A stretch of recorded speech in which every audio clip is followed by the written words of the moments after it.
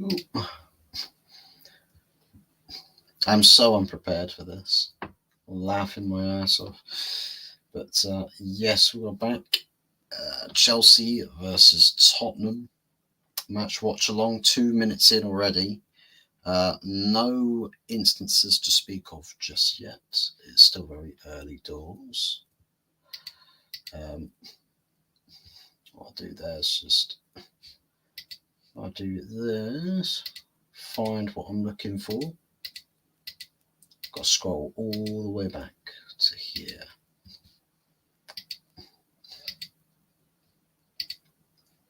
Let's get rid of those captions as well.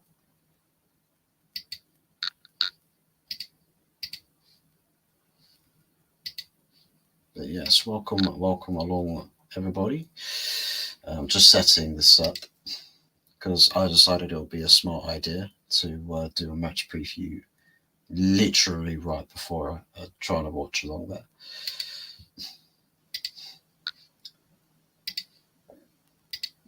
So there we go.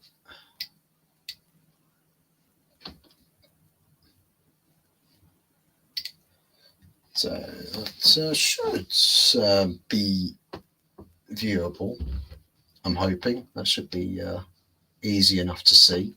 Hopefully it is. But yeah, big ups to everybody. Welcome in. Hello again, Hopfuzz. Hello again, Jaminho. It's felt like it was years since I last saw you, sir. But yes, we are watching this game at the moment. I'll quickly run through the lineups as well here, as should probably be viewable on your screens as well. Chelsea's lineup is Petrovic in goal, Cucurella, Badiashile, Chalobah and Gilchrist in defence. Oh, dearie me. Chelsea should be 1-0 up there. Wow, Jackson shot stifled by Vicario there, and that was going in before Van der Ven had to make that last minute kick off the line. But yeah, Chelsea's midfield, Gallagher, Caicedo, he was onside as well. Mudryk off the left, Palmer in the middle, Madueke on the right, Jackson up top, who should have scored just now. Tottenham's team has got Vicario in goal, Emerson Royale left back, and oh dear, there's another chance for Chelsea, and he's absolutely fluffed it. Has Mudryk. So yeah, Emerson Royale left back, Van der Ven, Romero at centre backs with Pedro Porro right back. Got Papis Matassar. I think is that Papis Matassar? Yes, Papis Matassar with Yves Bissouma. Next to him in the midfield, got Son, Kulusevski, and Johnson in the attacking areas, with then Richarlison leading the line. Yeah, there's definitely a lot left to be desired, especially that Chelsea bench. My God, there is literally, I'm not joking, there are no senior first team players, barring Bettinelli. That's it. Absolute madness, that is. I hope this game is as entertaining and as aggressive as it was last time. I'm sure it'll find its way into that state, because I know Tottenham definitely need it to be. I don't know how far Chelsea's pride will take them. Oh my God, that touch. That deflection almost played it right into the path of Richarlison. Looks like a corner. Is it a corner? No, is it throw-in? Yeah, giving a throw. Oh, the fucker Chelsea not winning. Jackson, basically, to be honest. Jackson happened. Nicholas Jackson. Today's the 8th anniversary of the Battle of the Bridge. I hope there's a fight like that today.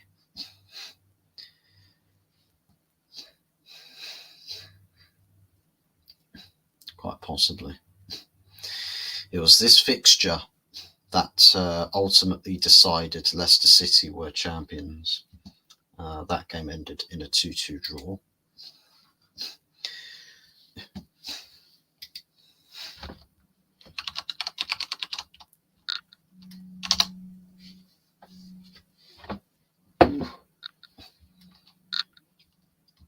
Jackson. Oh.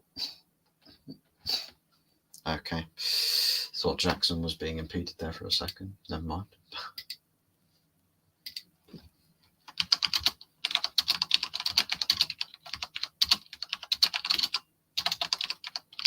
A floating ball in there, not going to find anybody.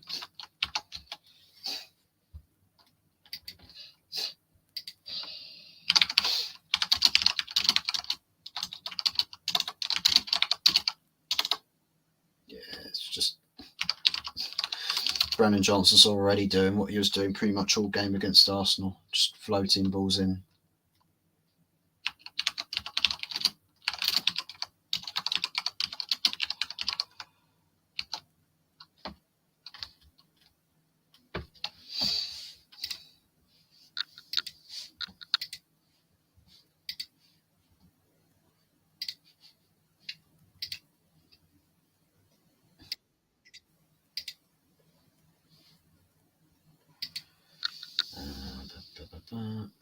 Chelsea versus Tottenham is the best, most entertaining derby in London. Arsenal versus Chelsea and Arsenal versus Spurs is nowhere level as Spurs and Spurs versus Chelsea. It might be just a case that if you're a supporter of one of those teams, it's not as enjoyable per se. Where it's like you're not just sat there watching a football game, it's like you're watching your team, so it's like there's more stress to it. So you never really quite get the entertainment aspect of it quite the same way as you would if you're watching two other bigger teams trying to slug it out. That might be a contributive factor, but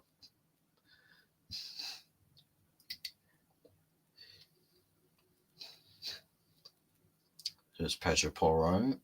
There's no pace on that. He's Basuma. Back out to Pedro Porro.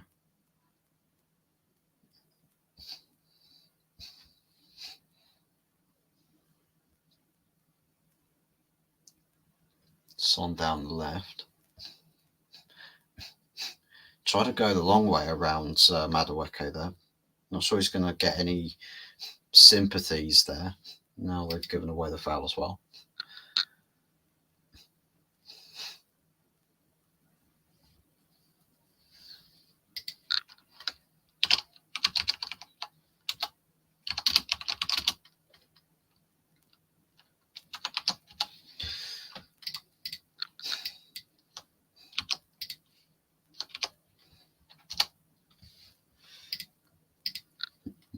Sending the link out to a good fellow content creator who shall be joining us shortly.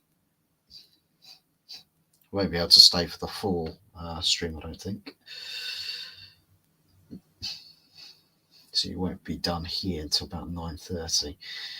I stupidly decided not to watch Reverse Fixture in November. I eventually turned it on and watched 20 dead minutes, went to do a shit, check score at 30 seconds later, just with 2-1 up. Yeah, it's a bit of a weird one. It just sort of exploded. The game just exploded out of near nowhere. Geordie, away the lads, away the lads, away the lads. How are we doing, Geordie? Come on, Spurs, do your thing.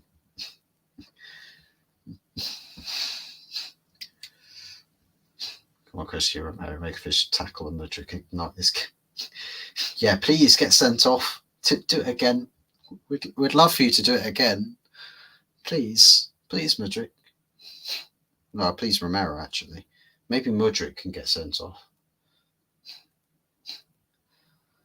Just turn it into a red festival with red cards. Beat those European spot rivals. Yeah. Beat Spurs so you commit them to Europa League football. Stick them in Europa League. From title, from essentially champions elect in August and October to Europa League spot elect. Imagine that. That's mental to think about. genuinely crazy to think about. I know they didn't qualify for any competitions in Europe last season, but still, going from being a league front runner to not even, literally not even being in the Champions League spots. I mean, Christ Almighty, it's a tough one. Tough one to stomach when you think about it.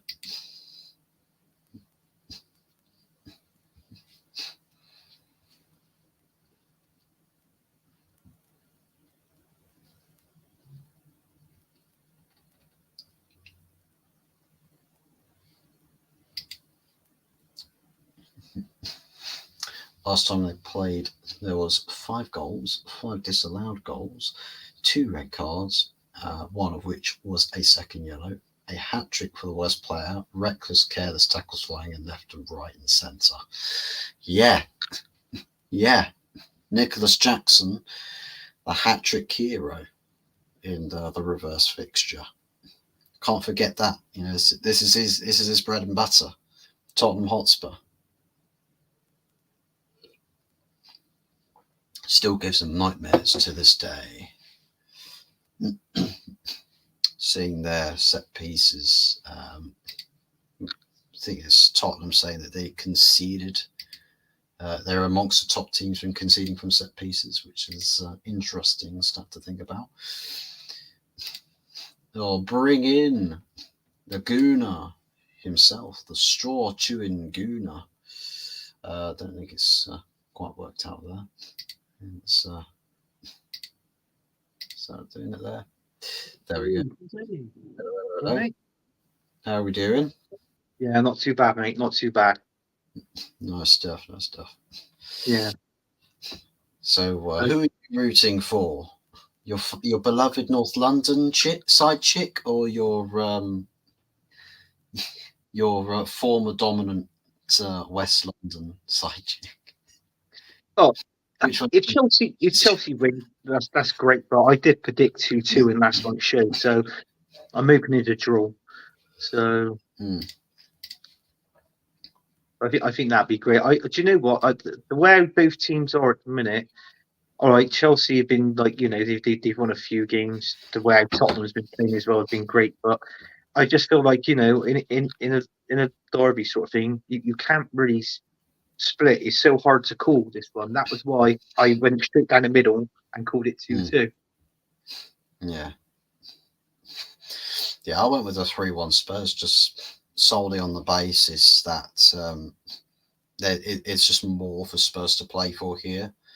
Yeah. But they're still chasing down for Champions League positions, and off the back of what's happened in the Champions League this season, 5th place is no longer it's no longer a thing for them. They have to now outdo Aston Villa, albeit that Aston Villa also have to drop points themselves, which may happen. It's possible, dependent on their running. But the door for opportunity is still there. They'll want to get Ange Ball playing in Champions League at first attempt.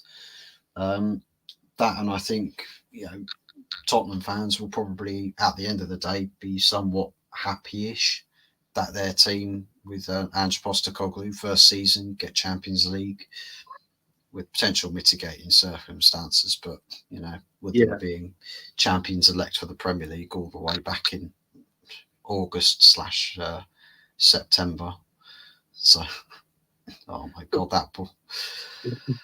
But before this game started, obviously Villa was they had 2 games in hand, and I think there was was he 6 points in front. 6 points in front. So, do you know what I mean? I mean, it's all to play for. I mean, the other game in hand that they've got, Tottenham, is obviously Man City, which is game 37. So, I think if anything, I think they might be able to do a job there if they come out with a point. But it is because this Aston Villa team, they're so good. I think you've got to favour Villa for the 4th spot. Yeah, I think Villa probably just a bit too sort of savvy in their current position. Yeah.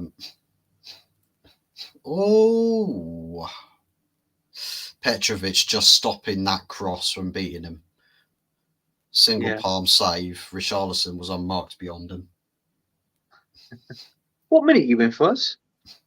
Well, I'm practically live, to be honest. I'm 17 minutes 20, 7 minutes 30. Bloody hell! I'm on 16 minutes and 45 seconds. So I'm practically a minute ahead of you then. Yeah, you are. Yeah. I'm watching it live as well. I'm watching it live on a live television channel on my computer. Because I've got a Sky TV box that I've also managed to hook up to a separate input for my monitor. So I can literally just press one button on my monitor and it turns into a television, which is pretty neat. The only problem I've got is that the resolution's a bit bugged. You can't actually change the screen res, so it's a little bit stretched. So there's black bars on top and bottom. Oh, right. Rather than sort of spreading it out to automatically configure. So it's like I'm watching everyone's basically super wide on my screen. Yeah. I'm actually watching. It's on like Sky Sports main event. It says live, but I'm watching it through like Now TV. Yeah. So obviously through Now TV, the problem is with that is always a minute behind. Welcome, Tons. Good evening. Hello, Tim. Hello, mate. Yeah. Welcome to Good, the Bad, and the what was it? Fuzantino. But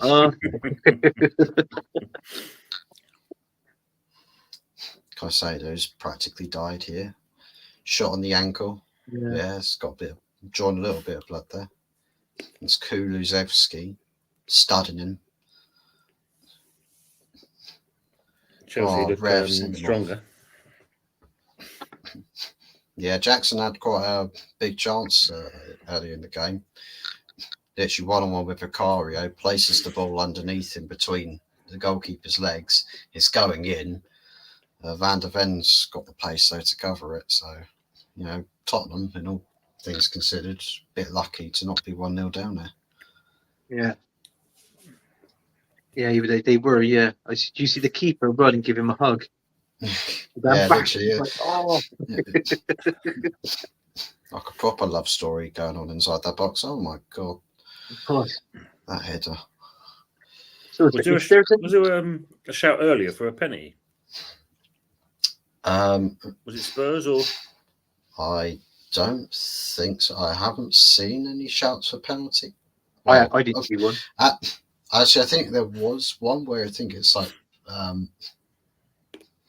think it was a Tottenham player tried to run a long way around a defender, and ended up just sort of flopping himself to the ground a bit too easily. Yeah.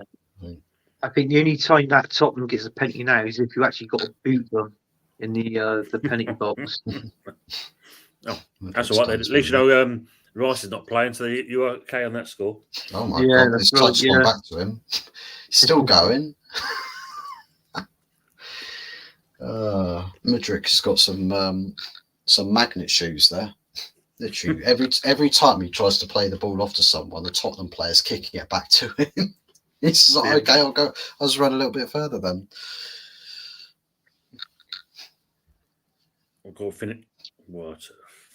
So if anybody reckons, who do you reckon to get the goals tonight? I mean, I went 2-2. I feel Palmer is going to score for Chelsea tonight, but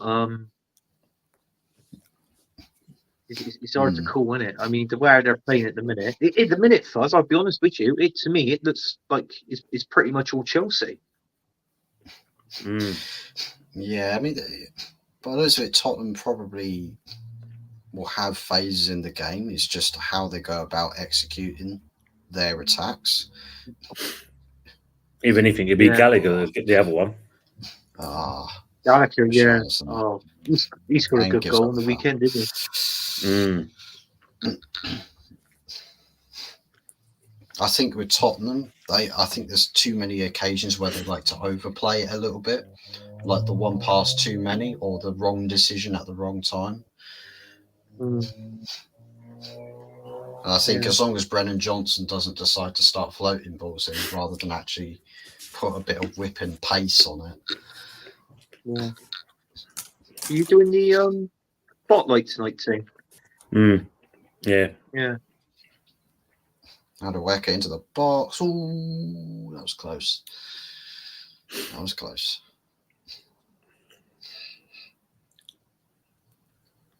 Okay, now Spurs look woeful. They do. Really They do. They look all over the shop. I thought I went wide. I was actually over.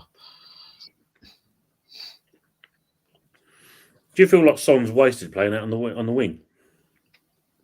Yeah, I do.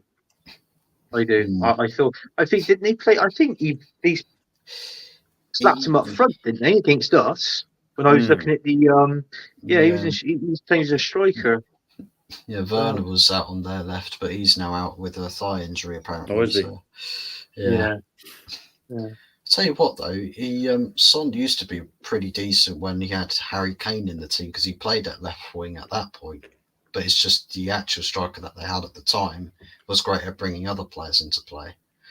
Yeah. So that's where I think Son got a lot of joy, essentially having that sort of partner in crime. Ooh. But I don't necessarily think Richarlison's per se a partner in crime. I think he's just a crime on his own. Yeah. Just to let you know, Tim, Fuzzy's he's a minute in front of me on this game. Me and my computer are somehow 1 minute. Oh, wow. Wow. Okay. Sick header. Yeah, because I see he's got 23, coming up to 24. I'm coming up to 23. Yeah, I won't say anything. I've just gone past. I'm on 23, 10 seconds. You're 10 seconds in front of me. Yeah. Hopefully my scoreboard doesn't play ahead of you because that is live as well. And because it's off Flash Score, they're usually very quick. Flash Score, is it? Yeah. Well, this header, it must have been from Chelsea then. That's all I can say. Yeah, well, going by Fuzzy's reaction, that kind of... Going by the scoreboard. It's updated. What's going on with the scoreboard? I did. You know what? I didn't even look at that scoreboard. Header, who got that then? Well, it ain't Gallagher, that's for sure. No.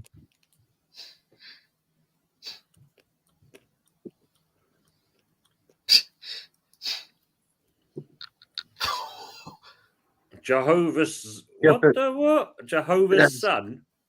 I don't even know. VAR checking for an potential offside. And what is it they're looking at? Oh, God, I hate VAR. Jeez. Player just kicking the ball. Maybe he had Jehovah in front of him before he scored.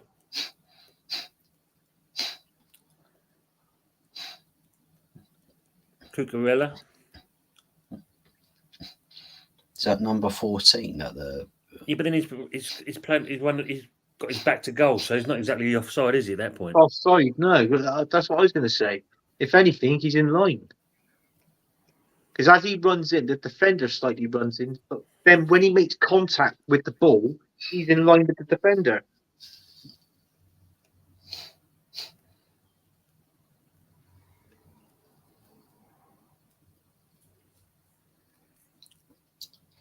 Now they're checking for a foul.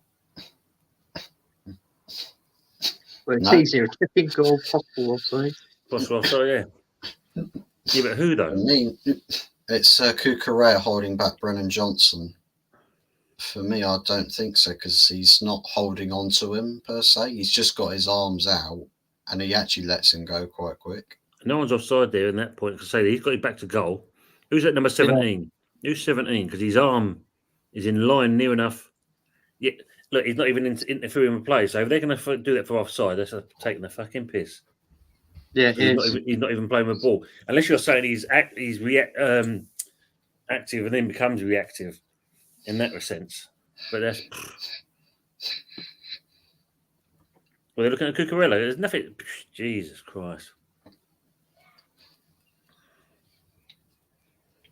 Now, like what Fuzzy said, he's just come up now checking for a possible foul. I know you're in front of us, Fuzz, but to be honest with you, I think the goal should stand. Yeah. There's nothing in that. No. So by the looks of it, you can't say it's exactly obstruction, can you? No. So that's obviously he moves. Plus, he moves his hands away. And if you look at his hands in the first place, and it would have made a blind bit of difference anyway. Well, let's play on.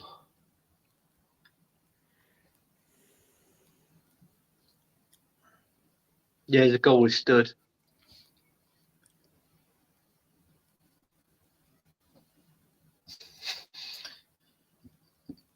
Oh, it goes Midrick again. Cross takes a touch. It must be so crap, you know. Do you celebrate or don't, or celebrate? Because you're not too sure if it's going to stand or not. Yeah. Well, Ange can agree with it. He's nodding his head on the touchline. Didn't he recently say something against VAR as well?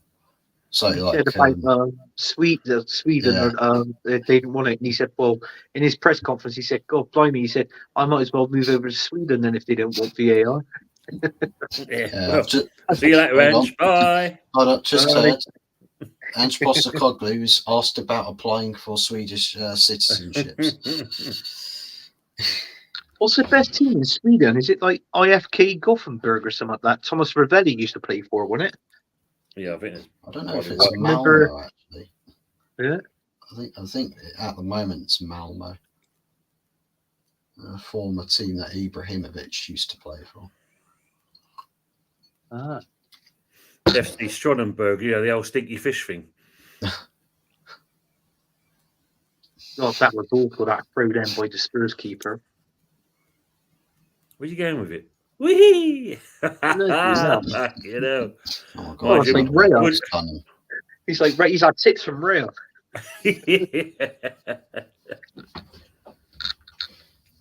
Madueke had him there. Just ran it out of play though.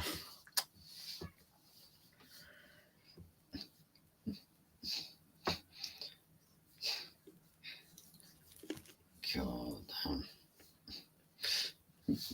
Yeah, what I'll probably do as well, Tony, is after we've wrapped up the watch-along stream here, I'll probably grab the show link for your spotlight and just send everybody over to you. Okay, mate. Once we're all done here, hopefully there's some viewership here, so it can boost your numbers a bit. Yeah, just prolong the questions, too. Prolong the questions.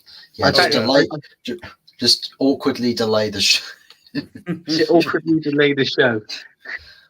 Story about 9:30. I found a brick in my washing machine. I don't know how this got here. I need to quickly get a replacement. Yeah, but Fuzzy, not being funny, Uncle can do that on his own without me delaying it. Just say to Uncle Rods, can you find yourself just one small task that you make a meal out of, and it takes you longer than what it should take you in the span of 5 minutes. Make it last for about 30 minutes.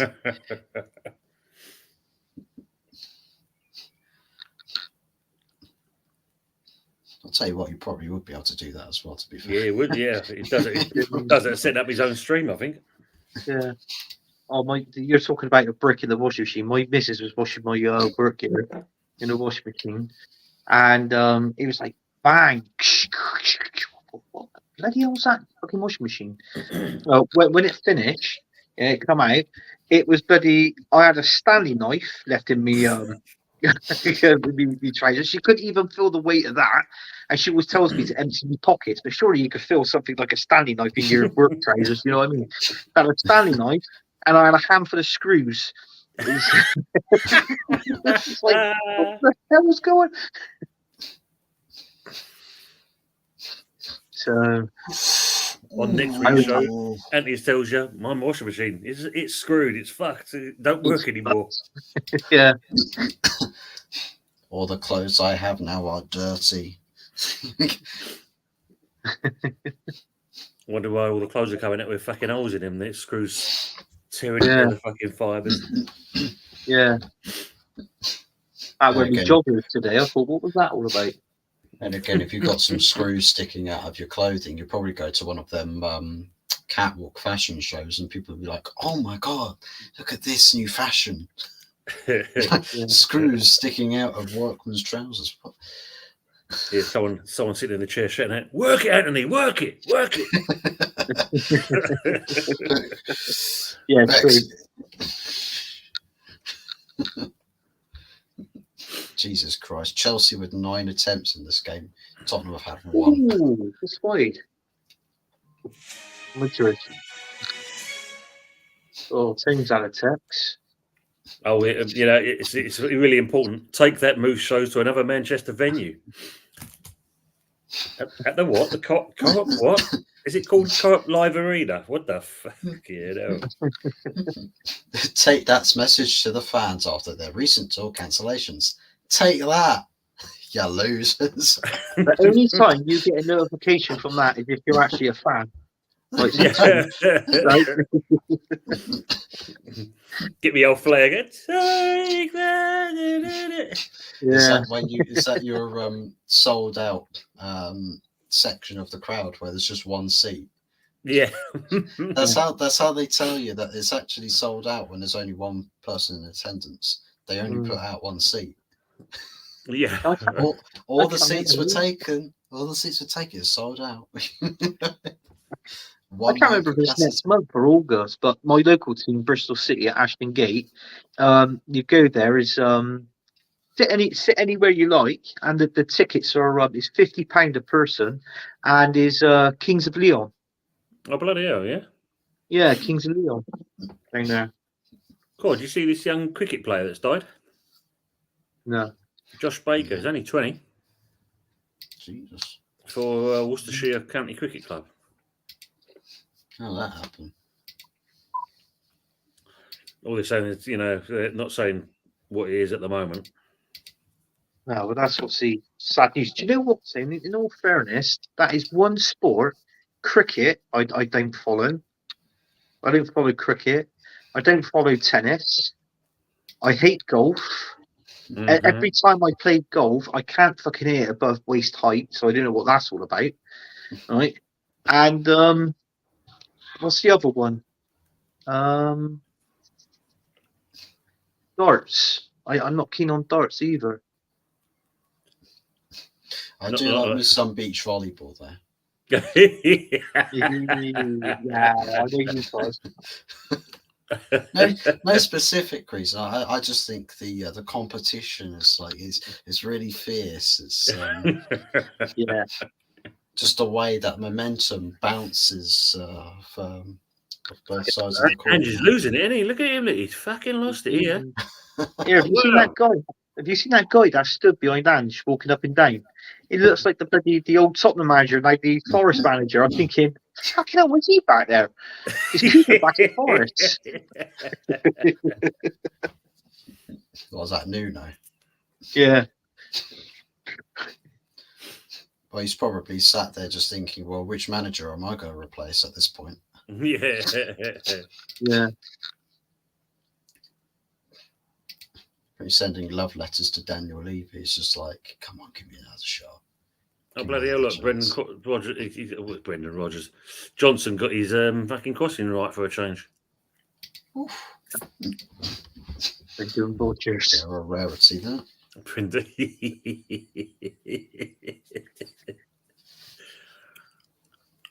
Was he been sacked from Celtic, is he? Yeah. Here, Anthony, when I looked at the old show this morning, your brother's still putting fucking scoreboards in. Oh, was he?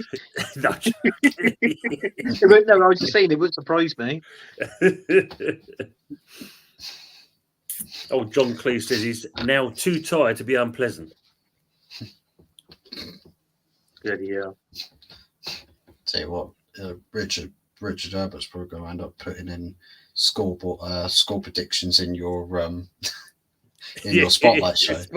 Yeah. Just like, if you guys are still on the topic, here's my prediction for this game.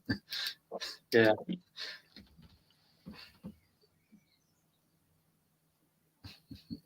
Oh, decent opportunity from here for Tottenham. Free kick on the side, on the edge of the box.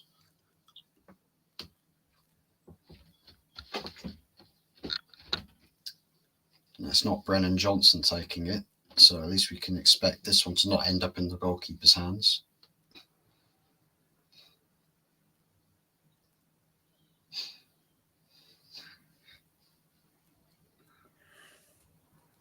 I can't believe you was asleep all through that thunder tune. I tell you what, it happened 4 o'clock this morning here in Bristol, and bloody hell, did I jump? My days. Yeah, I didn't even fuck all, mate. I must admit. No, bloody hell.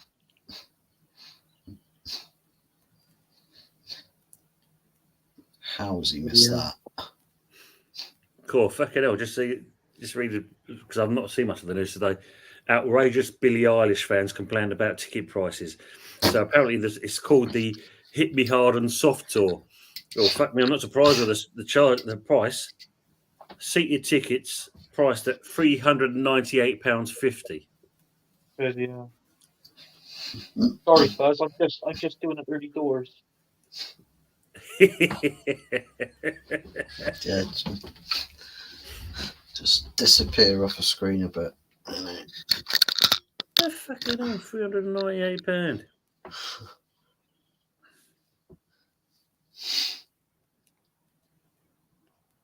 Oh, that was a chance there. Ramiro, that's the header he was on about, Buzz. Yeah, because he beats the man on the jump. It's just he can't direct it more. No. Perfect chance to equalize 1-1. Break for Chelsea. Palmer back to Madueke. Oh, the challenge has not worked out for Real. Cool. That should have What is the point of that? Madueke, right? He's stuck in the corner flag. Passes the ball back. No one's near him, and he's doing a no-look pass. There's literally what are you trying to do? Here, let me just act like a dick on the pitch. Well, there's 11 cocks on the pitch at the minute.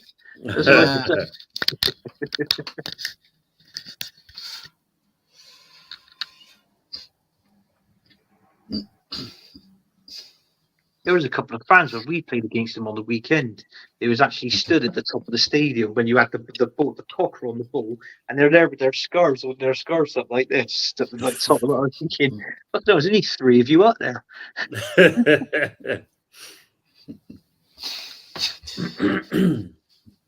They're just getting a viewpoint on the game that was similar to the old TV camera angles at the old White Hart Lane. You remember that? But it's practically almost vertical how far down it looked across the pitch. Yeah. Ridiculous. I think going back in... Oh my God, Mudryk. I think it was 93-94 season. That was what Tottenham almost got relegated. And they were leaving them, the scarves, the Tottenham scarves, they were leaving them. They were tying them up all around the stadium and just leaving their scarves. I can remember watching that, and it said it on Match of the Day as well. And I think they survived. I think was it 2 points? It was either 2 or 3 points. They survived relegation, Tottenham. I think that was when what's his name? Ozzy Ardiles. Ozzy Ardiles, yeah. I think that he was in charge then. Intercepted at the last. Oh, yeah, excuse me. Tottenham break down the left end. They stick the brakes on.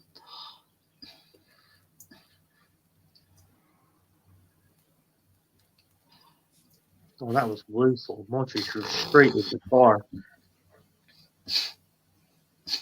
Mudryk's still trying to boot the ball into the Emirates Stadium. It's like, you should have signed me. He is, isn't he?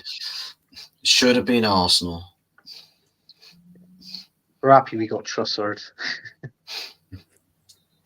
Imagine that if you got Mudryk instead of Trossard. That would have been tragic. Yeah. Mudryk may have been slightly better, but still, that would have been tragic. Yeah, it would have been. But then again, obviously, with Arsenal being a different team, he most probably would have been a different, obviously, different class of player at us, at Arsenal. But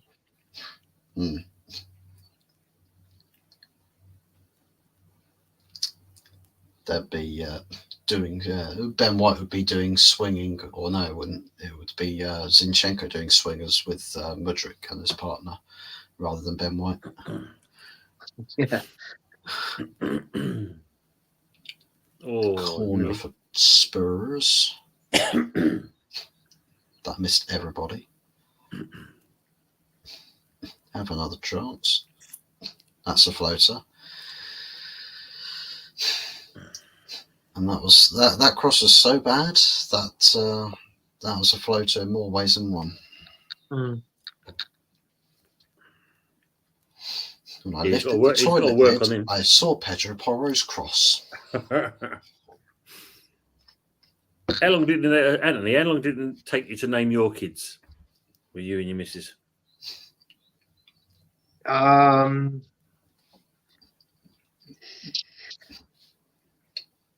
the day it was born, we just knew what we were going to cook. My son, but I've got 3 daughters from a previous relationship, and we knew the first 2. The youngest one, we weren't too sure. There was like 3 names floating around, and basically I wrote 3 names down, put them like in a bowl, and I said to my partner at the time, I said, right, pick out a name out of those 3. She picks it out, and Rebecca was my youngest daughter, so so that was that one. The reason why I was saying that, I've just seen a fucking twat face at Peter Andre and his wife. Took them a month to name the kid. A month. And they've come up with Arabella Rose Andre. Fucking hell. Arabella? Yeah. Arabella, yeah. My missus, her cousin. My missus, her cousin's got he's got a daughter, and that's her name, Arabella. I've just realised, isn't it? He must be singing fucking Mysterious Girl. That's what before they can think of a name. Yeah, it's mysterious. Mysterious names. What mysterious names can we think of? Yeah. Madison sitting on the bench looking fucking pissed. Terry told me that you used to dance to that song in the nightclubs thing. Is that true? Yeah. Yeah. Tony dancing in the nightclubs with wavy long hair. Used to bring my own curtain with me and that put it behind my head and that, and doing all that shit. Oh god. Sorry, folks. We're doing a watchalong. We're talking about Peter Andre. That happened to be friend, fun enough. He got dumped the night there was a party in that, and then for the whole of the night he just stood behind a curtain looking out the window, just kind of dancing to him in the curtain. Yeah. As you do. As you do. There are 4 minutes of added time. It's going to be cool. You see about Ryan Reynolds and that, what they want to do with the old Wrexham ground?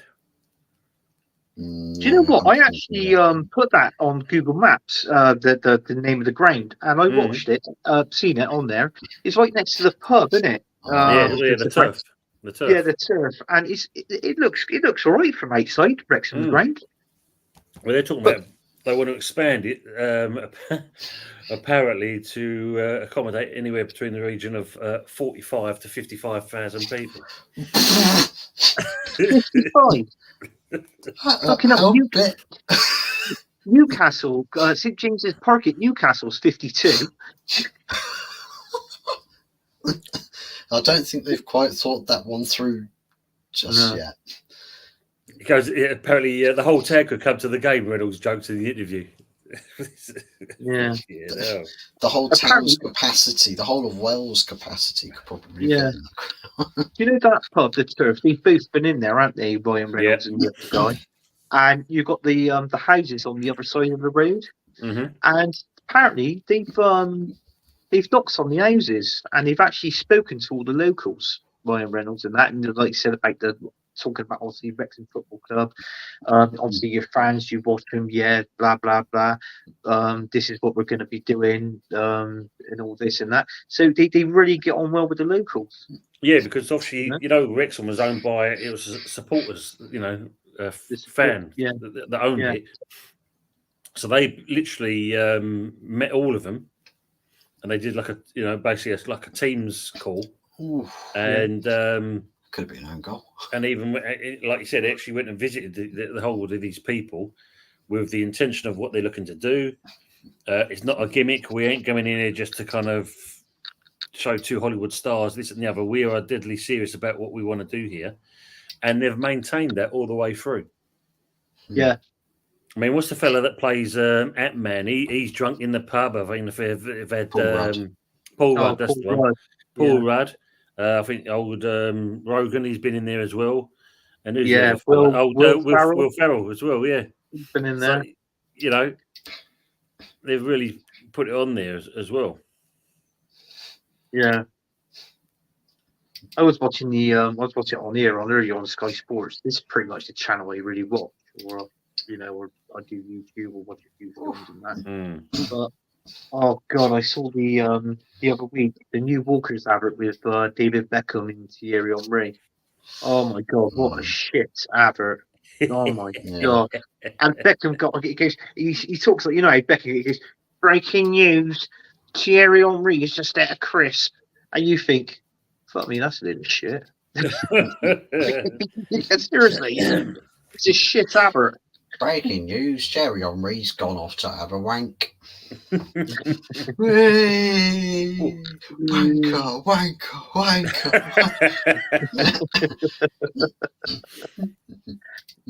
Speaking of having a wank, I think some Aston Villa fans might want to go have a wank down at the Villa Park, as Olympiacos are now 1-0 up there. Fuzzy, this is the first time I heard you talking about that on a stream. What, masturbation or Aston Villa?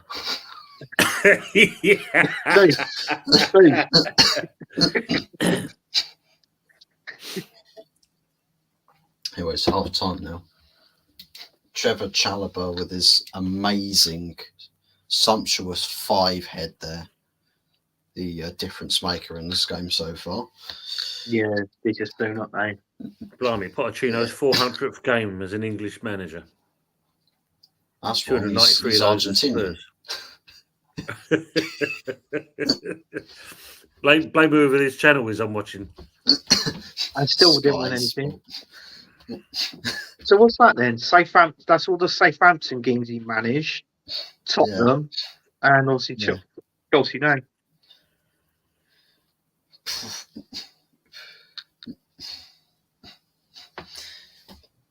Christ, what is he?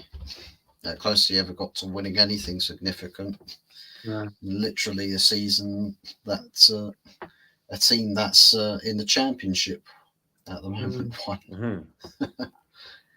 Finished third in a 2-horse race. They were playing like in the first half, Tottenham, like they were frustrated. They were like flapping around. It was like they were worried. They couldn't get anything out of the game in this one, in this first half. Yeah, they didn't look good, did they, at all? No. Chelsea definitely look like they are doing what I said that they would probably be doing, and just playing solely for pride. It's not really much to get for, it's not much objectively for them to get out of this game, but it's just the instance that, you got humiliated by Arsenal. Don't make it 2 for 2, in the span of a couple of weeks. Go out and actually just make yourself accounted for. Because 2-2 against Aston Villa and a few goals ruled out as well. They'll feel a bit hard done by. Feel that they could get there's something more to be had there. If we beat Spurs. He's all right, lads. I just saw McDonald's advert. You knew what happened on Sundays. Why we were late. Time to whip out the Deliveroo app or just No, I thought. Do you know what I had? What's your local one. Is it Just Eat that does your local deliveries down that way, or is there a different company? No, it's Just Eat. We got you did Just Eat Gold delivery tractors. and Uber Eats.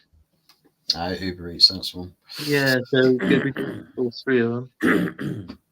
Yeah, we've got the Just Eats and a company called Deliveroo. Yeah. I'm just looking at I'm watching the Villa Olympiacos game, and the similarities between the two kits, the colour wise. How the fuck is the referee allowed this go on? Yeah. Well, yeah, undergoing kit clashing. At least it's not like when your home kits are similarly coloured to the colour of the seats. Yeah. So it's just like, oh, we couldn't figure out what was going on. All of our kits were clashing with the stands and the fans in the crowd. Well, now you see it a bit closer. It's a little bit different there, but from the distance when you look at it from the screens, it's just like it's a bit much. Another Mackie D's advert again. Well, apparently they're talking about bringing out one of them big old burger, not the McTasty, but St Kills now, another big burger. Oh, what a company! No, McDonald's themselves are bringing out another burger, another different type of burger again, as always. You know what? I went into that place in Bristol, like it's called Cat the Circus in the main, like brand new, it's all built up in that. And I went into that burger joint. Is it called Five Guys? Oh, Five Guys, yeah. Fucking hell! The price of that, the fucking burger was about that big. I know they're tight, aren't they? They're supposed to be fucking. They're supposed to be good. I've never had one. The family's had them, but for what you pay for them, nah. A burger, fries, and a drink is like, you might as well say it's 15 quid. You can buy an old fucking chicken bucket for that. Oh, well, KFC, yeah.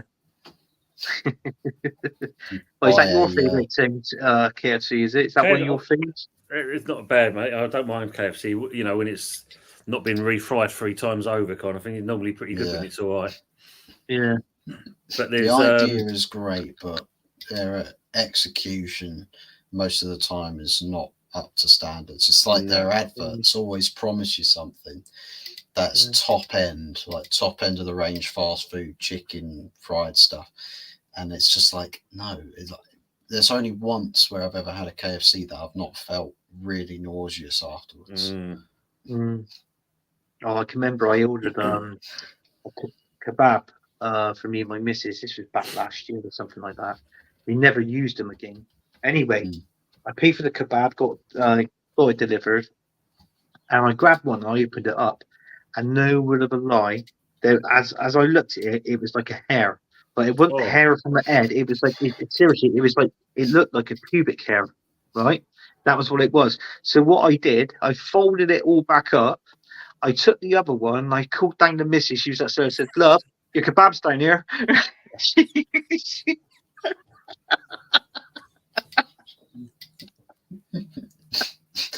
You didn't say afterwards, "Oh, give us a smile, hon." She gives you a grin. You just see this little thing stuck at her teeth. It's just like, beautiful, beautiful. The gutting thing was, it stood out, and I mean, it stood out. And she's seen it, and she didn't obviously eat it. I thought, she couldn't even have a bite. So she phoned up and complained. Yeah? Was it a ginger pube or something? I don't know, Fuzzy. I think it may have been actually. Oh, bloody hell. Now, down our way, there's an area called Chelmsford. You might have heard of Chelmsford. And they've got one of them Popeyes American chicken places. Oh, and apparently it's supposed to be better than KFC. Oh, right, yeah. Never had it, though, but going by the reviews and that, yeah, it's supposed to be better than that. Yeah, around here locally we got it's like 10-minute walk, but it's Miss Millie's. We got close here. and I don't mind it, but it's like I find Miss Millie's is really greasy sometimes, isn't it? You know, I've bit into it before, and the grease has literally ran down my chin. I'm like that. Oh God. If you guys have been to Wendy's yet, that's another American fast food Wendy's, chain. that was years ago. I remember Wendy's. Yeah. They were more in London though than anything else. They was classed as being posh back in the day. Yeah, I've got one that's literally where I work, down one of these side streets. There's literally down the bottom there. There's a Wendy's just on the other side of the road. So really super close. I haven't been to Wendy's yet, but I've had a colleague that's been there a couple of times, and the stuff there is pretty good. A lot of other people, I speak to some Americans online as well. They're usually sort of quite chuffed with Wendy's. They rate it themselves, so I have to see. Do you remember that tune years ago? I think that you might have had one around by where you lived or somewhere like food restaurant. David Buster's. Do you remember that? David Buster's. Bloody hell! I went in there once. I ordered the ribs, and no word of lie, the ribs was literally about each side was about 6 inches either side over the plate. It came on. I was like flipping hell, and my missus said, "Why are you eating the ribs? Why are you eating the chips?" I goes, "Yeah, but that's what you pay for." I said, "Because they look so massive." I tell you what, I ate all the ribs, and I just literally ate a handful of chips. That was all. I was stuffed. I couldn't eat any more. And my missus went, "God, you don't really eat a lot, do you?" And like, I do, and I don't. Sometimes it depends what mood I'm in, like sort of thing, you know. But yeah, God. So you used to get money, value for money then. Yeah, it was. Oh God, there's that fucking advert again. Jesus, I wrote up saying you can hear it. I wrote up on your but the breaking news: Thierry Henry's a set of crisp. Did you hear it? I think Olympiacos have just gone 2-0 up against Villa. Yep, great goal, great goal. Oh, Keeper's come out and literally he's slotted it just underneath the keeper. Yeah. No, I said, you know what? El Kebabi as well. Emery's face I ain't is got not pube in it, has it? El Kebabi ain't got pube in it, is it? Villa look undone. They don't know what to do themselves. They look completely undone. I'm very surprised because Unai Emery loves winning that trophy. It's usually so Villa had the ball, had it and they lost it in the centre circle. 1, 2, 3. And the fourth pass straight through. I mean, the defender, who the fuck was that in the defending? Twat. He's actually stopped and put his hand up, and the play was completely onside. Great finish. Oh, keeper had no chance.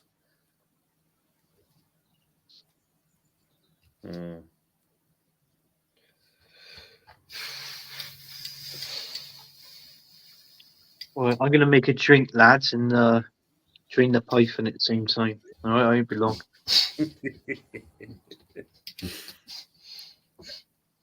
Leverkusen are leading in Rome as well. Yeah, good side. I'll say an Atalanta drawing their game. It's a semi for them, isn't it, as well? Yeah, I think Leverkusen will be the team to win it. Yeah, I think so. Olympiacos, what's his name here? Ortega. He's got to challenge the ball, nowhere near the player, and just collapsed on the floor. He's like pulled his own muscle.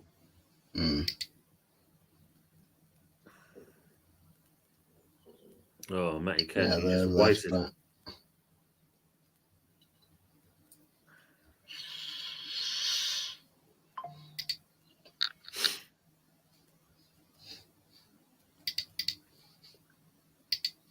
Yeah, he's gone down again. He's got to come off and fit this Ortega. I think he's done.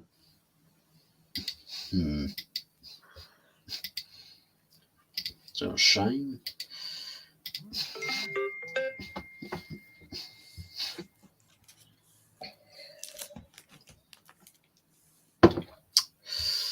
on your phone.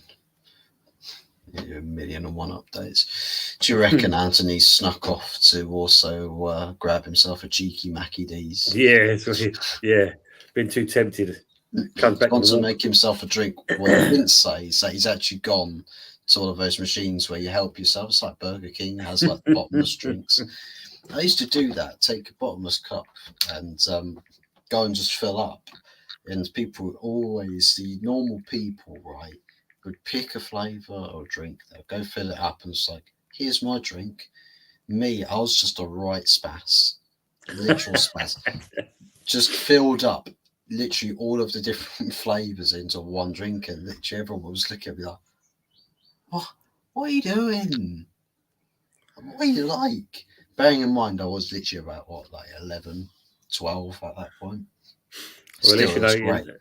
Yeah, well, you're not alone on that. And my boy used to do exactly the same thing, and that, And it's like, right. You taste it. What the hell's that? Well, it's a mixture of this, that, and the other. Fucking hell. Should have said it tasted like Prime. Yeah, Several decades, almost a decade and a half before its day. Hey, this shit tastes like Prime. Yeah. Sally getting in contact with them and that. This Prime shit, I did this 11 years ago. Oh, what my royalties. Tell you what, Dal, Oregon Goon has started to get into the habit of drinking Primes as well. Yes, I've seen that, yeah. It's like, the thing about Primes that I've had a couple bottles of the stuff, various different flavours. Some flavours are much better than others, but it's not a drink that I would probably have leisurely or often, like maybe once every month or two. Like it's definitely not that sort of drink that I think they sell it like an advertisement as, oh yeah, you guys should this should be your favorite drink and stuff. I see people binging on the stuff. I'm like, Christ almighty. That's a one-way ticket to getting put on some crazy health program for the rest of your life, because I'll tell you what, those drinks should be treated very similarly to some proper high-end energy drinks, like in how it has, like in terms of impact it has on your body. It's I tell you wrong, drinking it's not actually quite like what people expect it to be, because I was thinking it's going to be fizzy stuff, but it's not. It's like a diluted watery flavor, but there's a kick of, it's like you've got water but it's tons and tons of flavoring stuck into it, so you can taste the watery sort of hydration aspect of it, but it's just really strong flavors. Yeah, piss, isn't it? When this is actually looked online, if he's ordered some, is the Prime, obviously is the red bottle of Prime, and he's got the Arsenal badge underneath it. Oh, okay. So that's what they're doing now. So we don't know. I don't know if that's indicating that we might bottle the league for the second time. I'm not too sure, but probably I'll see it as a sign. Yeah, I see it as a sign. Yeah, I did as well. She went, "Do you want one?" I said, "That's a fucking sign, that is." Right, Chelsea and Spurs are coming back out again. Well, Spurs are already out trying to G themselves up. Yeah, they're already playing massive. See, the referees are already added on the added time. It's about to hit final whistle now.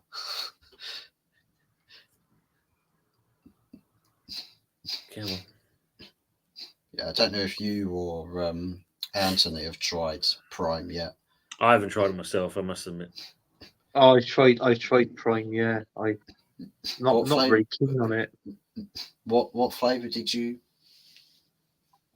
try? Oh, what one is it? The is the I can't remember. Is it the tropical one? Is it the blue, red, and the white one in the middle? What's that one? The red one, but that's ice pop one. That's the first one I tried as well. Yeah. Not overly sure about it. I tried the tropical punch one, which is their sort of reddish orange. Oh, that's the one I'm on about. The blood red one. Yeah. that one I thought was that was okay. I've tried the blueberry one and the lime flavour. Those ones are not as good as the other two. I think the other one, the Meta Moon, that was no. I don't know if you've had, if you know quite what the flavour of Nurofen medicine, that sort of strawberry-like medicinal flavour. It's got a bit of that to it. It genuinely has. It's not great. Keep the flap that. But apparently, so many people, in terms of rating the stuff, say that Metamoon is one of the best ones. What fucking world they're living on? Literally living on the moon themselves. I mean, well, you know, it's probably reliving their childhood. Ooh, cowpole. Well, I'll tell you what, if it actually had the flavour of cowpole, I might have liked it a bit more, but fucking hell. Oh, I said the guy who I was working with today, well, my boss, we was in the van on lunch break, and I think it was just after when I messaged you today, and I showed him last night's show we did. Yeah. And he was laughing at it, and he went, bloody hell. And he said he liked the show, and he said he's subscribed. So I think that's how you got your 2 extra subscribers. I think he was one of them. And what was it? He said, "Oh, can I come on that show?" I said, "No." He went, "Why is that?" I said, "Well," I said, "Because you're a Man City fan and you're a prick." And he started laughing, but he knows what I'm like because I've known him for like 10 years. Like we've worked together for 10 years, like sort of thing. And he said, and he started laughing. He goes, "No, but on a serious note, can I come on?" I said, "No." I said, "Is the good, the bad, and the ugly." I said, "It's just for us 3." And I said, "But if you want to," I said, "you can come on the Sunday night takeaway if you want." And he said, "Oh right." He said, "Oh, you'd have to watch that show." But I think he said he was going to go on YouTube and actually watch one of the Sunday shows itself. You see, but yeah, he's he quite likes it. He quite likes the shows. That's good. I mean, it's done bad, but not bad for itself. 119. It's showing at the moment. So that's better than last week's. Yeah. God.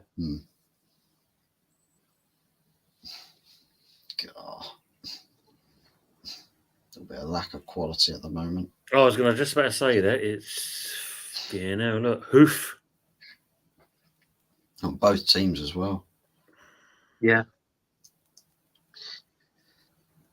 So cool. I don't really get any better off the bench for Chelsea either, because literally there's the only bloody senior player they've got on the bench is Bettinelli.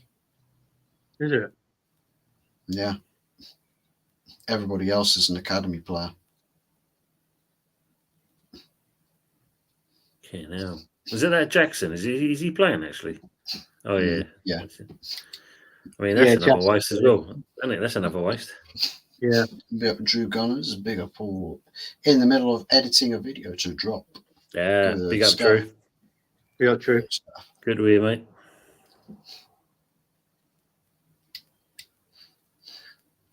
My missus just walked in. I had put on mute. She went, "I thought you were doing a show tonight." You know, giving it a year. But it's not a show. It's a watch party. It's a watch party. It's a party. We're enjoying a party over here. Can you not hear the music? Yeah. You need some flashing lights going on in the background fuzz. I need early doors in that tunnel. A really, really long tunnel with just flashing lights. Yeah, God. I can't remember what show. And I said to Tim, I went, "They go on that fucking tunnel again." He went, "Yeah, funny enough. I can tell."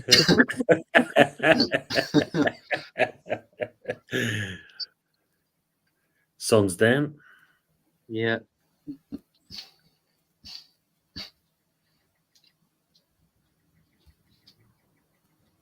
There's nothing in there. What's he holding it? Fuck off, twat. Cole I tell Palmer. you Oh what, my days, Cole these Palmer. players today, they try and get anything out of Yeah. everything, wouldn't they? It's just Thing is, they've got to stamp down on it. Really, that's the only way you're going to stop that shit going on. I mean, look at when you watch corners, how they manhandle each other and that, and they get away with that. yeah. I like Ben White when we played against Tottenham, and he grabbed onto the keeper's glove, the actual thing, the Yeah. velcro the script, and he was going like that, trying to take it off. And suddenly, that was when the own goal went in. And as he put it back on like that, but the fucking ball was in there. He was like, "What the fuck?" He went, "I just put this on." Oh, Charleston.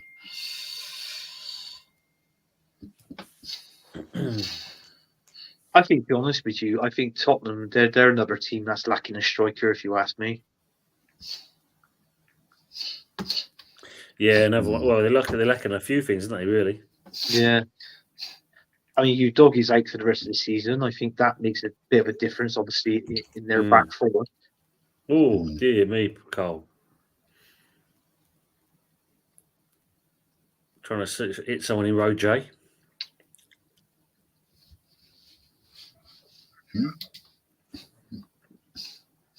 Whoop. Not even on target. Why is Vicario coming out like a fucking... Fuck you know. It's going to get pinched here. Yeah.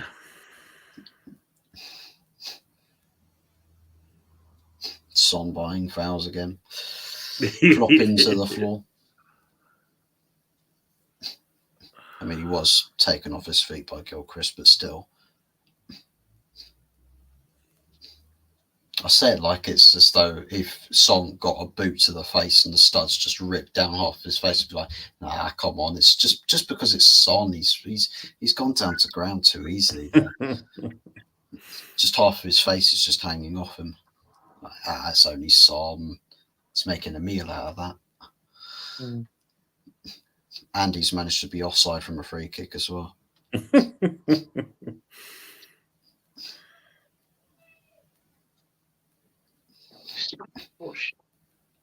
Oh. Straight through the middle. I won't do anything with that. Vicario is already out there. You haven't just gone and chucked one of your kids out a window, have you? No. I just my boy's he's quiet, but he's playing on his PlayStation 5, and he's been a bit loud, so his mother just had to tell him to be quiet. He plays Fortnite, and do you know what? He said to me, Dad, do you like Fortnite? I went, nah, for monthly. And he turned around and went, and I went, oh, don't worry about it.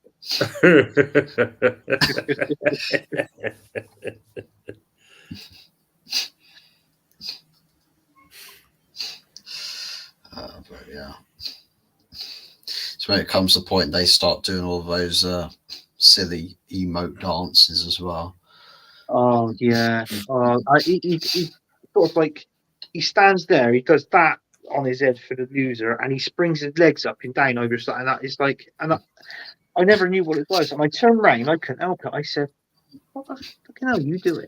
Like, it's pretty Fortnite dance. I went, "Oh, is it?" I said, "Well, can you stop it? 'Cause it's annoying." It's what bloody Antoine Griezmann does as well, because he was doing Fortnite dances for his celebrations. I was like, no, can't be serious. When was it? I think it's Tuesday night. I think it was. I was flicking around on the YouTube channels and that. I forgot to say to you yesterday. Fucking Joey Barton was doing his own stream. Joey Barton. He was watching games. Yeah, he was watching games. He had two other guys with him there, and he's got his own fucking channel. Yeah, I haven't subscribed to it though, but have you subscribed to it? No, just watching him kind of yeah.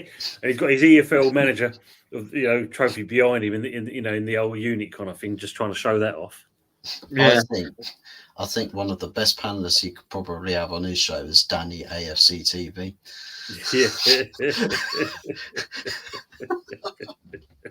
Bloody hell. Oh, this game's woeful, isn't it? Yeah, quality's died just a little bit. What was that? Yeah. The Chelsea players went and stretched forwards, but at the same time slowly collapsed to the floor. Yes, Johnny. Oh wow. Deary me. Just want somebody to score a goal just to adds a bit of life to this. Yeah. Anything to stop Mudryk from cutting inside and shooting all the way to the other end of London. Yeah. Did you like that picture I sent you today first? Oh, the I've forgotten his name again.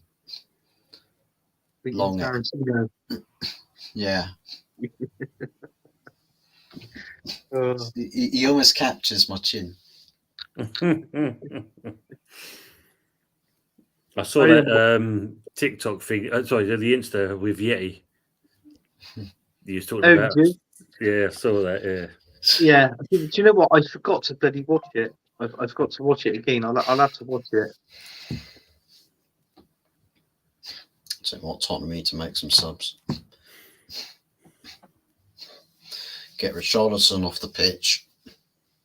I think I'm not too sure. I think Yeti might be doing a watch-along for this game. No, I think it's tomorrow because I thought it was today, but looking at the thing it's come up with tomorrow. I'm sure it's tomorrow. Oh, is it Everton? Who's it tomorrow? Luton, Everton. Doing Everton. Oh, he's doing that one. Yeah, obviously because of Forest. And Tottenham play again on the Sunday. Yeah. Say what, if Tottenham lose this game, that's Champions League done.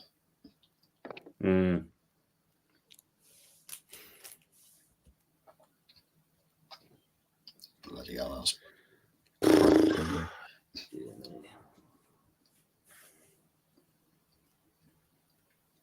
Is that Højbjerg? This is Højbjerg. Is it? No, that's Romero.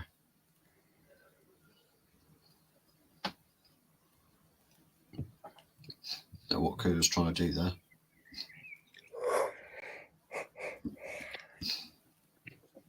You know what, Si? You're very lucky that I'm on it because I don't very often do watch-alongs. I don't really do them. But tonight, I think you caught me in a good mood. I think boredom was kicking in. And then I watched this show earlier, and he was like, "If you fancy coming on," I was thinking, I was thinking, do I? Mrs. asked me if I don't go on a show tonight. I said no. And it's like, oh right. Right, anyway, James, I'm going to bounce off next. I'm just going to make myself a cuppa before I don't fall asleep on myself. Yeah. Just say if you're really, really sleepy and tired, just and then someone asks you, "Why are you so tired?" You just be like, "Chelsea and Tottenham on the." We ought to think of some questions to ask Uncle Rod. Yeah, because I'm going to go through the bank of questions and then get you guys to say things. So I think of some good ones and put them on the spot. Yeah. Right, I'll catch you both soon. All right, see you later. Right, yeah, ta-da. Cheers. Yeah. Find all the questions we can possibly find. Put him and Uncle Rod's on the spot. Well, your show with him, is it Tuesday nights? You're with Uncle Rod's? Monday nights actually. Monday. We did one with me and Early Doors. We're frequently guests on that. I think it's like usually a 9 o'clock start on Monday nights for the Rivals talk show. Yeah. Trying for Tottenham. What the?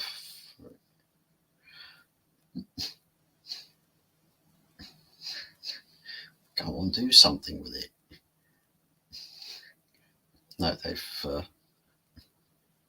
What I find is when you actually you let's say you subscribe to a channel, right? And you get that notification bell. You press it. So obviously, whenever you go live, it pops up on my phone says you've gone live.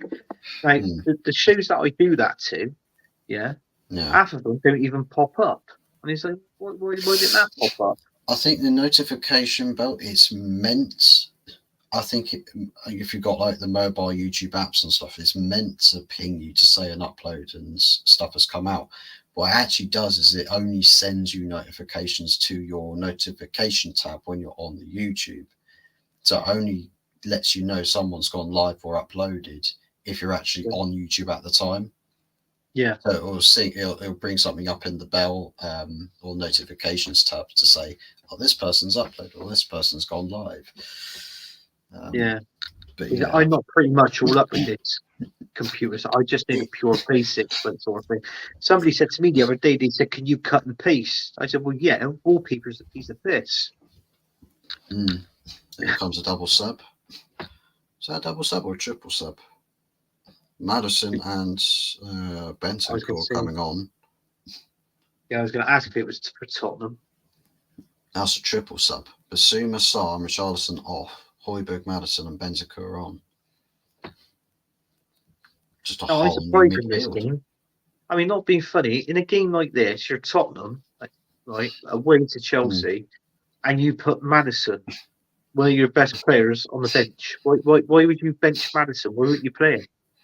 So, Chelsea, you bench Cole Palmer. Yeah. I'll stick Wellington in that position. Yeah, I don't know.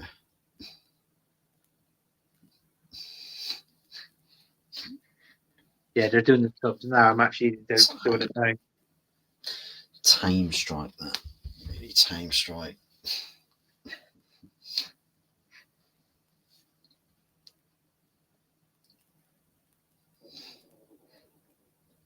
Madison. Oh, number 5. Hulbert, he was the one that scored that own goal against us. Yeah. He might score an own goal tonight. Well, his first pass is absolutely woeful.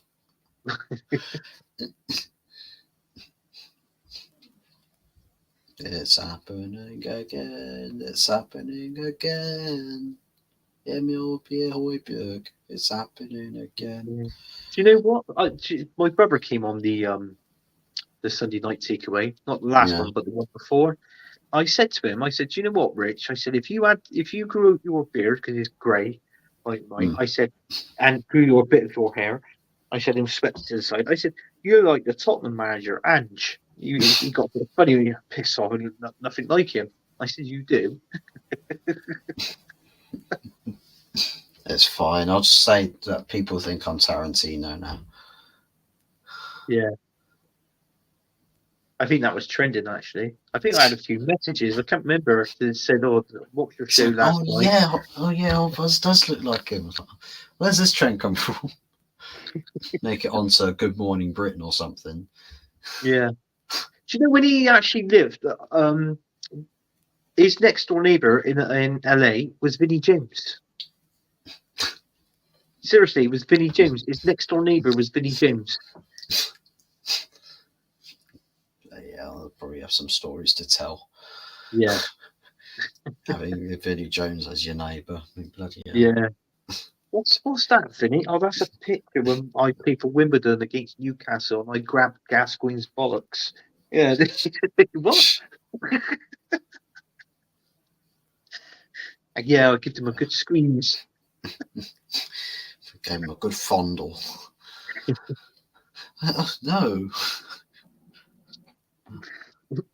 Right, no more films for you. Right, time to move out. Yeah. Imagine having to say it to your wife. Yeah, we should move. Why's that? This place is lovely. Kids enjoy it. The weather's lovely. It's really cheap. Yeah, but Vinnie Jones is our neighbour and he's squeezing my scrotum. Oh, what? Oh.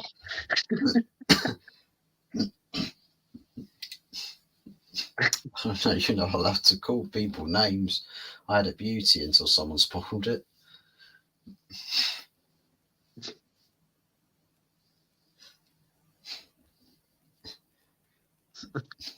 Was that God. a name? Is that a nickname that you had before somebody referenced it to something that kind of ruins the image in your head? Oh well, bloody hell, names and all that. Bloody hell. You know me, because I'm in the building trade, and you can imagine what goes on there, and what things are said, and what things are done. Bloody hell. I can remember, what was it? I went into I call my thunderbox. You know those portaloos? We have one outside, Mm. and I went down in that portaloo. Literally, I just went down there for a piss, and they were all chatting, and I hear them chatting and whispering and all that, and I'm thinking, right, so I'm there, out, stood there and having a piss, and suddenly, the thing, I was stood up, and next minute I was on my side. They pushed the Waterloo over, and the blue dye came out, and I had blue dye down my leg, and it's splashing, flicked up on the side of my face, and oh, it was horrible. And these, I think a couple of turds pops out as well. It's like that. Oh, I've had a lot of shit done to me on building sites, and I've done a lot of shit to people on building sites as well. See, what people don't realise is when they do it to me first, and they know they're going to get it back. That's the problem.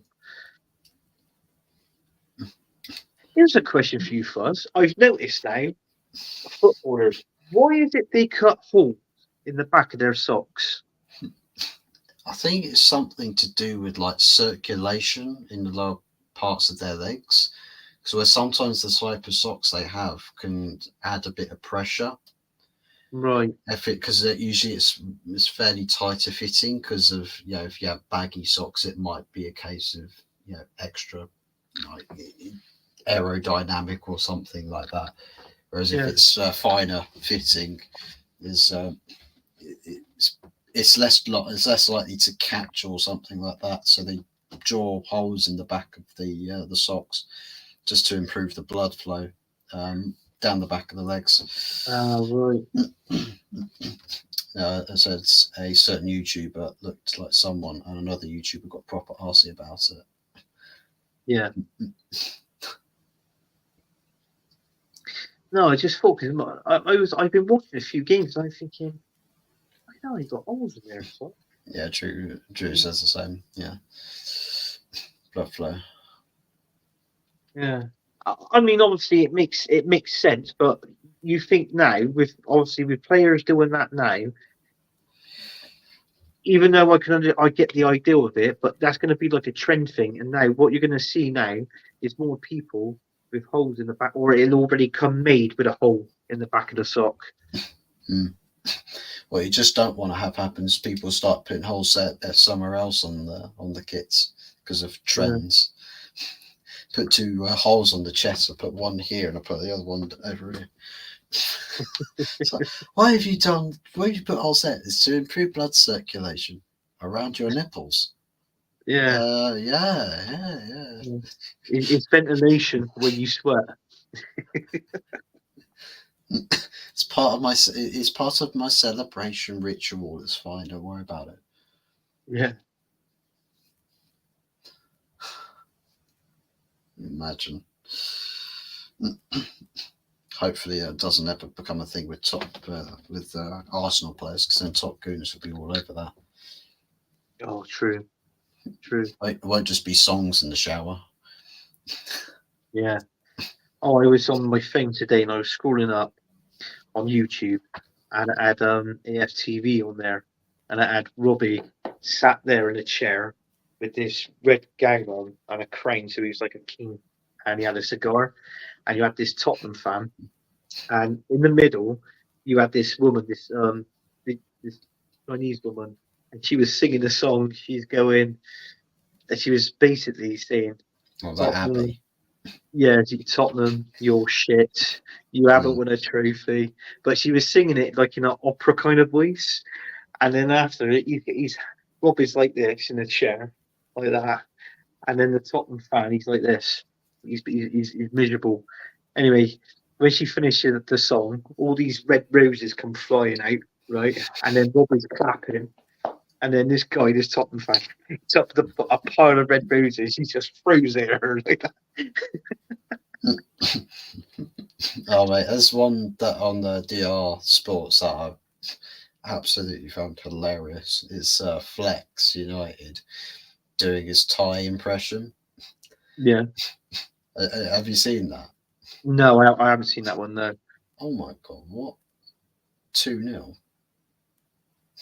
What happened there? Literally the slowest header you've ever seen, and these Tottenham players literally just jogging, watching this ball go in. They literally could have just run underneath it and headed it away.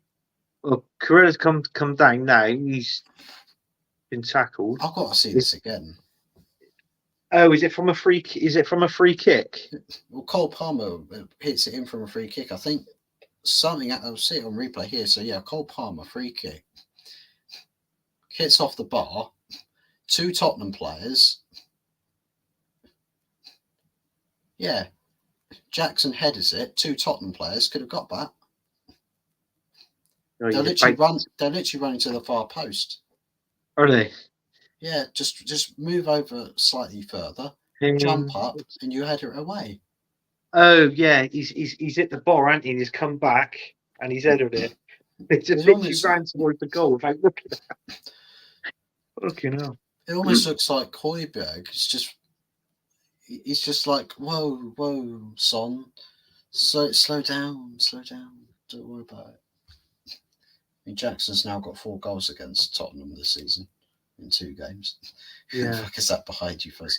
That is the greatest player to have ever played for Tottenham Hotspur. Oh my God. Brennan Johnson. Might need to grab some refund receipts, Tottenham. That's horrendous. That's literally Mudryk level, that is. Crap.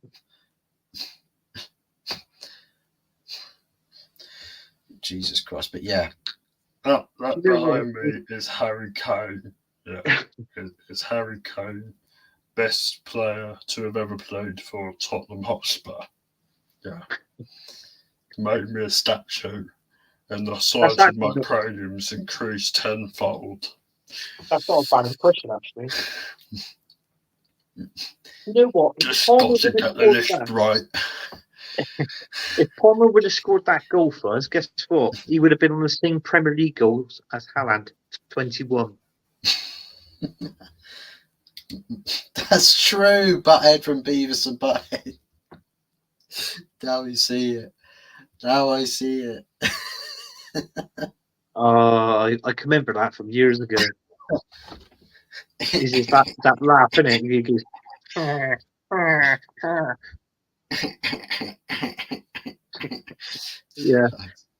God, it's horrible.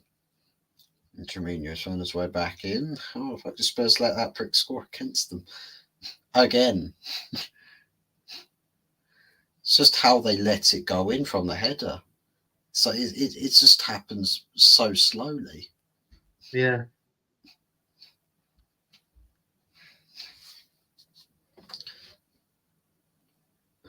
Good God, I'll tell you what, I don't know about you, but some Tottenham fans might be singing Ange Postecoglou out or something after this game. Who's that guy who's just come on from Chelsea?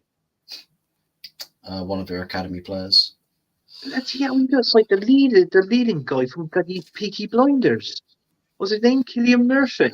Yeah.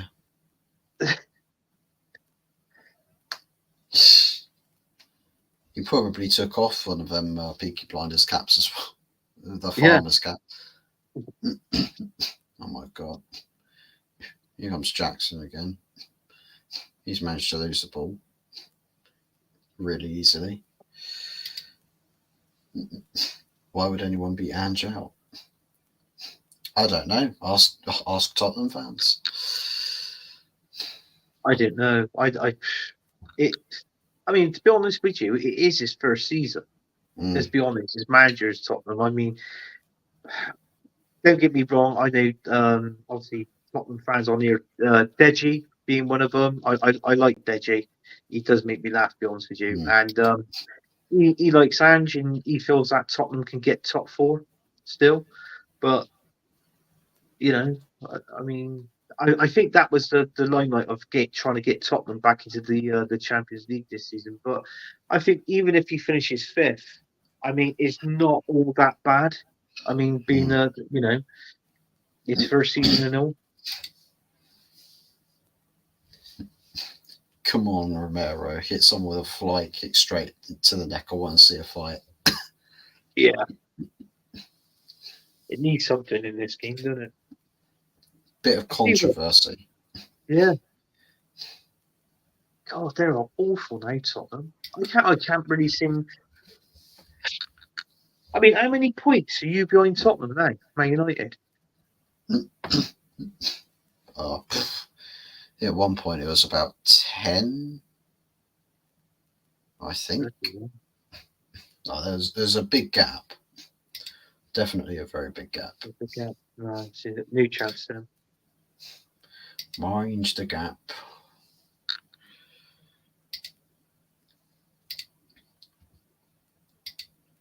So, okay, no, never mind. So they're still sat on 60 points. They're 7 points behind Aston Villa. Yeah. We are 6 points behind them. Well, the way they're playing at the minute, if they lose it, well, you've got to win all your games. But I'm sorry, Fuzz, but I got to tell you, on game 37, I think you're going to lose that one, definitely. It's a game you're most worried about, but you're definitely going to lose. Yeah. Do you know what? It's always known that with Arsenal and Man United, it's always been good games and anything can happen, but. Not Andrew's fault. Lots of these players are crap. He's done good to get them back to the Champions League. All his signings, Vicario, Madison, Van der Ven, are actually good. Conte leftovers aren't. I mean, as it stands, he's not got them back into Champions League, but back into Europe, definitely. I think there are quite a few players that I think do need to be replaced for Spurs. So it's definitely one of those things that I think Ange Postecoglou, you've got to give him a little bit of time. Yeah.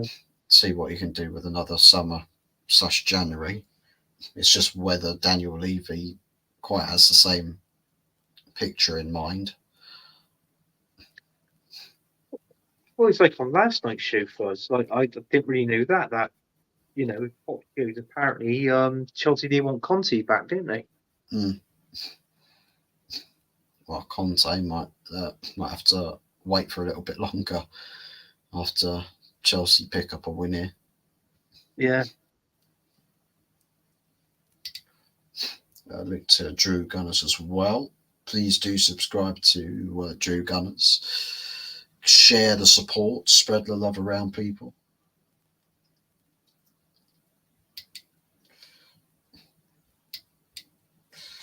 Give us time and you'll build a serious team. I hate to say it. You could do. But at the minute, their owner, is it Levy or Levy or whatever his name is? He's the chief, or there's their CEO, I think. But Daniel Levy. Yeah. It's a similar situation, right, to Arsenal and Edu Gaspar. Yeah, it's like there's that guy that sits in a powerful position where it's like there's a lot more that can happen here, but we just know it won't because of one person. I suppose that's kind of the thing where a lot of people with United sort of saw the potential with various different managers. For instance, Jose Mourinho, in some aspects also with Erik ten Hag. The people with the most influence and decisions and power are just not the guys up to the task. So it's always becomes a case of what ifs. You sort of look back on things with regret, and it's just like, oh, only if we'd done this, only if they'd done that. True. Højbjerg, Davis, Emerson, Gill, Forster, Basuma, Lasalto, Kulusevski, Richardson, Dyer, all not good enough. Well, Dyer's doing all right over in Munich, to be fair to him. Yeah. I mean, I watched that game, the Bayern Munich and the Real Madrid game. I watched. I saw that. That was a good game. Yeah. But I just favour like I just think Real Madrid's going to do it. And then on the other one, you got Borussia Dortmund. Did you see that? So Jamie After the game, Carragher. Jamie Carragher was interviewing Sanchez. He was pissed. Oh, I've gone into a yellow wall. I've had 8 pints. Ridiculous. That is. 8 pints whilst on the job as well. Yeah. Crazy. I mean, what he said about the champions, like you had Del Piero on there, didn't they, on the panel? And he turned around and went, "Oh, Del Piero's done a good job." And he's like, "Oh, he's got my job now, is he?" He went, "Yeah." He said, "Oh, never mind." He said, "I've made good friends out here." He said, 8 pints in. He said, "Yeah." He said, "I'm all right." It's like the video where it's like somebody comes home. It's like, "Oh, what time you call this? You're bloody drunk." It's like, "No, I'm not drunk. I'm not drunk." It's like, "All right, then tell the time." He turns around and just looks at the clock and goes, "I'm not fucking drunk." I've seen that video. I like that video. Oh, Typical that is. Alfred almost went from being below Højbjerg in Spurs centre-back pecking order to being Bayern's best centre-back. I don't know. It's a weird one. I mean, Bayern haven't done an awfully good job as far as their recruitment in the latter years. I think there's still their better players in the squad at the moment are people who were signed by the likes of Nagelsmann and Flick when he was in charge. And I think even some of the links that they've been tied to for this summer as well, some names that are less than impressive. But yeah. I mean, that's another manager, Flick, that is on the Man United's radar if Ten Hag, if he does go. And so, I wouldn't mind him. He's a good manager, but if you get him, then fair enough. I think it's the end of Gilchrist's night.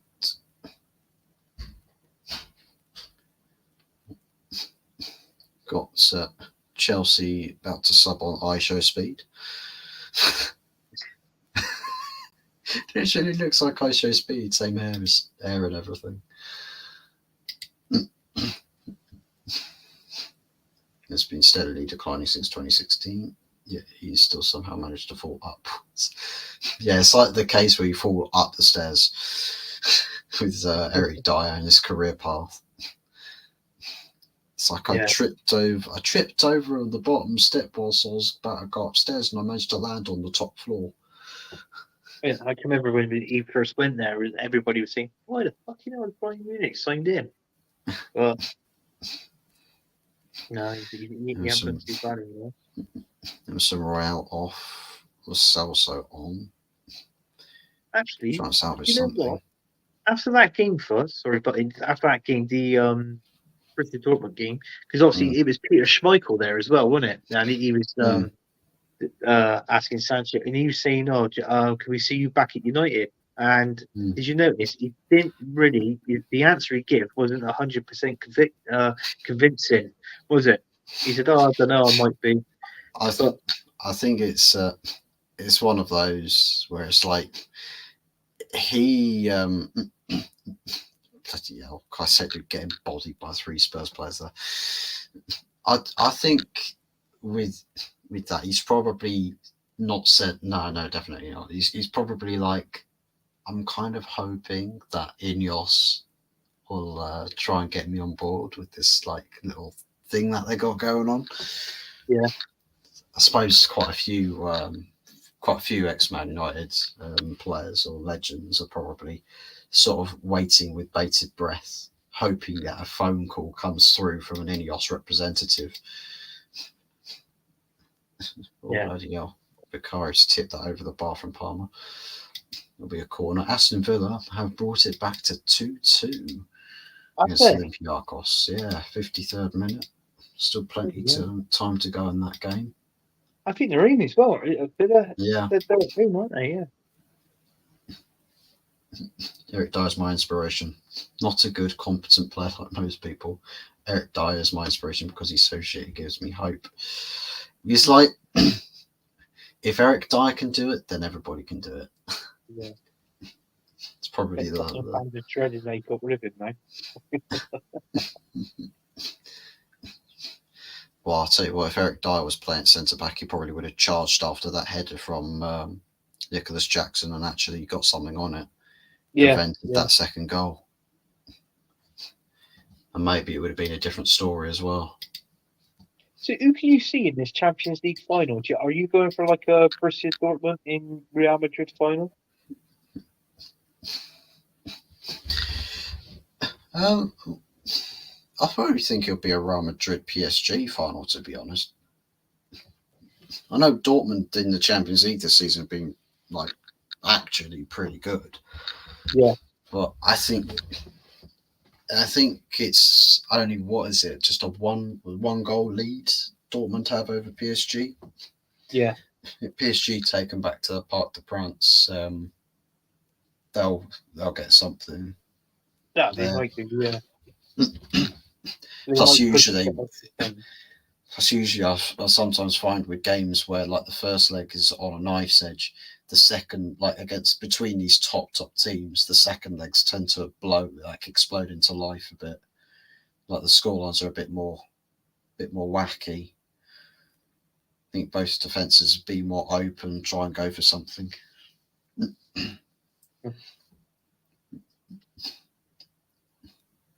Also, I'm pretty sure I've seen somewhere where somebody said that Jadon Sancho, since he's been at Dortmund since January, has had what was it, 3 goals, 2 assists or something like that. Yeah. And everyone's going raving mad. It's like, oh, he's balling out. I'll bring him back. I'm just like, but someone else said that that's ironically the same amount in the same time frame. It's the same amount of goals and assists that Anthony's got. I'm thinking, Bundesliga is easier. Yeah. Than Jadon Sancho. I mean, cool. He's finding a bit of confidence in in his game again, right? And he's showing off a bit of skill, a bit of technical ability. You know, he's doing them step overs again. He's taking on his man, taking his man on, beating him off the dribble. You know, he's improving himself definitely, but it's like people keep forgetting that he didn't want anything to do with a positive performance in a United shirt. No, like he'd barely scrape it above a 6 out of 10 rating on the weekends where he would actually get a goal or an assist for United.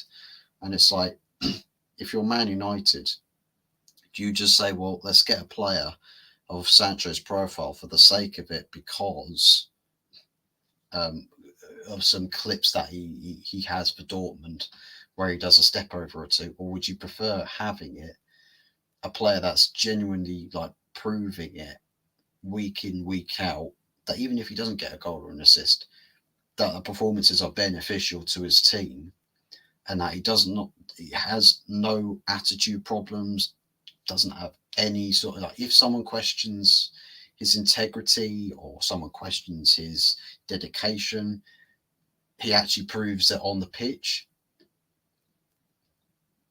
For me, this pettiness thing, it's just not for me. No. I mean, I can't see him being a Man United player next season. If anything, he most probably, even if it means going out on loan against Borussia Dortmund, I could see him. I could see that most probably happen next season, and then the season after, or come January of following season, they'll finalise a deal. I think he just go back to Dortmund. Personally, if I'm honest. Yeah. Which club do you reckon that Mason Greenwood will end up going to? Because I think that's another name that's going to be cashed in on when it comes to the summer. Definitely not somebody that Man United are desperate to keep around at all. No, I think you'd be talking somewhere abroad. Where's he actually gone to now? On loan. He's currently on loan at Getafe, I think. It's after, yeah. It more likely be someone like that, or I don't know. I think like maybe someone like a Galatasaray or someone like that over in Turkey, maybe. You know, it's definitely going to be somewhere. It's going, you know, a team like that sort of thing. That's what I reckon, anyway. Apparently, seems like Atletico Madrid have expressed their interest in him. Have they? Yeah, Atletico Madrid, Barcelona. I think Juventus have touted him as well. I think he's in relatively higher demand. It's just we'll have to see where the talk becomes actually materializes into genuine transfer interest, because I think at this stage there's still a lot of clubs sort of trying to play sort of 4D chess with how they place their cards on the table. Yeah. Trying to say, oh, we really like this player, really interested. They'll say that in May. Once it gets to June, July time, they're going for someone completely polar opposite. It's like Arsenal. Get linked to every name in the book, then you end up signing out of nowhere a player that's not in the book. Yeah, definitely. It's like Kai Havertz. No one wanted Kai Havertz before the summer. No one had Kai Havertz in a transfer plan. Even the unoptimistic Arsenal fans doing their transfer lists would not have had Kai Havertz in the transfer plan. No. And they still ended up getting him. I mean, I slate him when he went through that bad period of not scoring goals. But when we first signed him, I thought, oh, God, why the hell did we sign Kai Havertz? Yeah. And then it wasn't until I thought, well, hang on, I think they might see something in him, sort of thing. And it was just like that player that with potential was just waiting to come out and to produce the goods on the pitch. And to be honest with you, it was me and Jess that both said that. You know what I mean? So, and it's come true, because with Kai Havertz now, it's like what 30? I think it's 35 games been played, or 34 games, 12 goals and 6 assists. But the 12 goals are just goals in the league. I mean, he scored one in the Champions League, which that's put him up to what? That's put him up to 13, and I think there was another 2 goals maybe in the Carabao Cup. But I mean, in all fairness, he's done 15 goals in all competitions, but 12 of them has come in the league. To be fair, it's even though it's not really the it's not really the sort of player that Arsenal need in the number 9 position, but he's doing better than I think most would have anticipated. I think with his contributions and the way that he just sort of adds a little something to the Arsenal team is just it's like it edges you on a bit to sort of back it a little bit, but I wouldn't say that it's quite everyone's over the top proper hyped for him. Yeah, he's perfect. He's the difference maker. Yeah, it's like if for instance we talk about Jesus being on the way out along with Eddie Nketiah this summer, is it you sign a striker to start for next season, or is Kai Havertz that replacement, and him starting up top is getting him ready for that? Yeah, it could be that. It could be that. If that's the plan, I would be a little bit worried, because Kai Havertz, his best position in your team might be in that number 9 position, but I don't think that's the answer. No, I mean, to be honest with you, I think Aston Villa they've slapped 70 or 75 million on Ollie Watkins, but I mean, I think we'd be getting Ollie Watkins if we're going to sell Jesus. I think I think we'll get the money what we got for him, which is 45 million, maybe 50 at the most, But I thought that it'd be it'd just be Ollie Watkins. I mean, I can see Ivan Toney leaving Brentford, but personally, I think I think you see Ivan Toney next season. I think you see him at Tottenham because they really need a goal scorer. He's not He's not scoring many goals at the minute since he's come back from his band. Do you know what I mean? And then I said it on last night's show, and I personally, this 100 million, I can't see it. I think it'd be anywhere between 50 to 60 to step up Ivan Toney. I think they've already linked to Manchester United the transfer story. Yeah, roughly about a £50 million price tag for Ivan Toney, which is probably, if Ineos were to go after a player like that, that might be what they would. Yeah, even probably less than that. To be fair, I don't know what their actual thinking behind doing their transfer stuff would be. But we'll have to see. There's still a bit of time. There's still a bit of planning. There's talks of Michael Elise again today, and United being the favourite club to signing him when we get through to the summer. Branthwaite, we could do an early deal for him because I think Everton have got to raise some money before a certain point in June.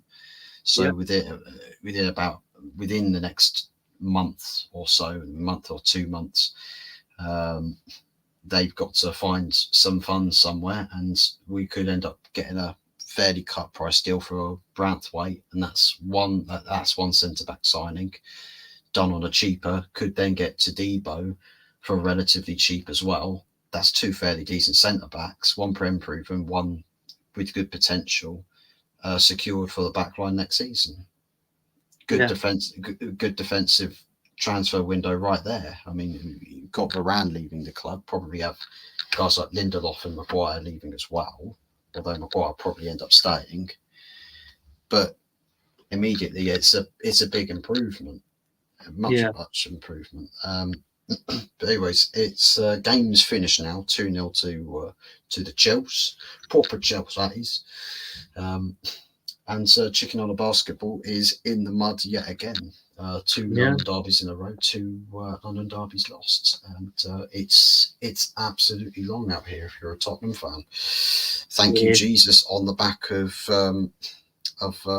Jehovah's Son. So yeah, there's that. Quickly rifle through the comments before we'll then finish things up here and send you all over to Early Doors Football TV with his Spotlight show, which is currently going on at the moment. Sima Kepper and Chupa Mossing somehow managed to always fall upwards to super agents. Say about the agents that actually do God's work for their clients. I wish I could have an agent like that. He'd probably get me with my bloody, I wouldn't say beer belly, but protruding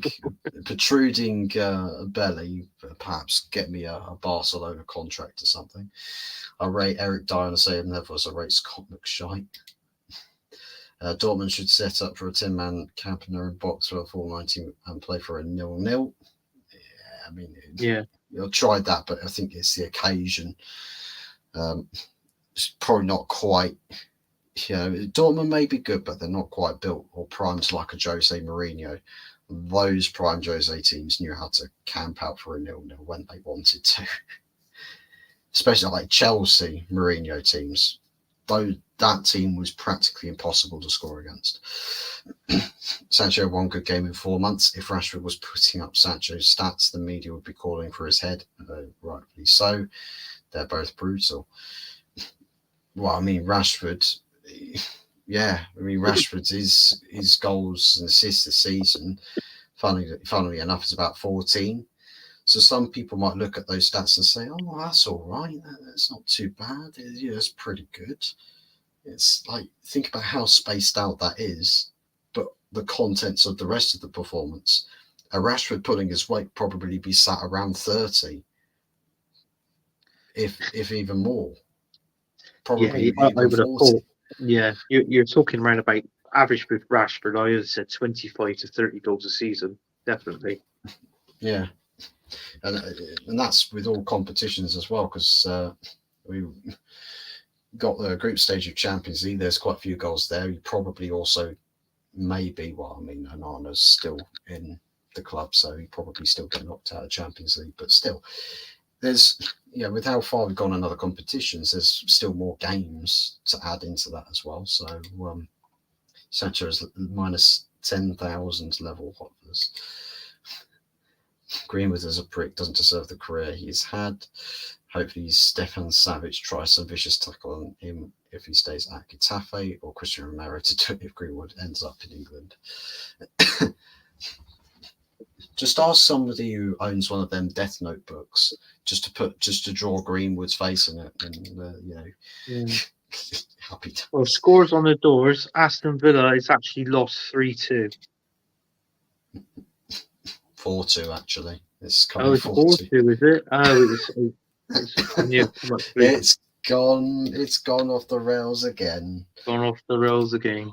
It's funny, isn't it? How all these English teams are all right now, aren't? Well, obviously Villa's got a second leg, but it's only 2 goals in it, but they'll have to score the 2 goals, maybe extra time. But Olympiacos, I can remember we lost to them in the Champions League under Arsene Wenger going back a few years ago. But do you know what? On tonight's game, Fuzz, I just want to say the best team won tonight, Chelsea. Tottenham is absolutely dire. I'm now going to trend Ange Posta, no clue. Yeah, that's trending worldwide now. Ange Posta, no clue. Right. So, unfortunately, they've got Liverpool. That's 3 hard games they've had in a row now. Obviously, Arsenal, Chelsea, and that next Liverpool. I've already given my score predictions for that one. I said 2-1 Liverpool. But I'll tell you what, if they lose to Liverpool as well, I might as well start playing this. The Emmerdale Cup. It's time for the Emmerdale Cup. Get expressions out on the stage. Start doing the comedy acts for the Europa League.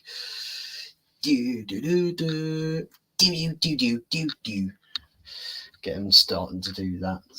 There's a little cheeky dance as well that he does with it. But yeah, everyone's acting like Havertz's class, and don't get me wrong, he's proven me wrong, and has some good performances and good output, but not one of these people we wanted in before we were even linked to him. As well with I suppose with AFTV, you could say, for example, nobody on there was even talking about Havertz, and so when the links were there, people was like, "Nah, I don't get this. I'm not fancying this." Second he signs without doing anything, everyone's just changed their tune. It's all like, "Oh, hi, Kai Havertz. I you know what? I see RVP in him. I think he's a Kaka. Yeah, he's a Kaka region right there. I see a bit of Dennis Bergkamp. In his ability, in his style. No. That's an insult on Dennis Bergkamp. A big insult. I'm sorry.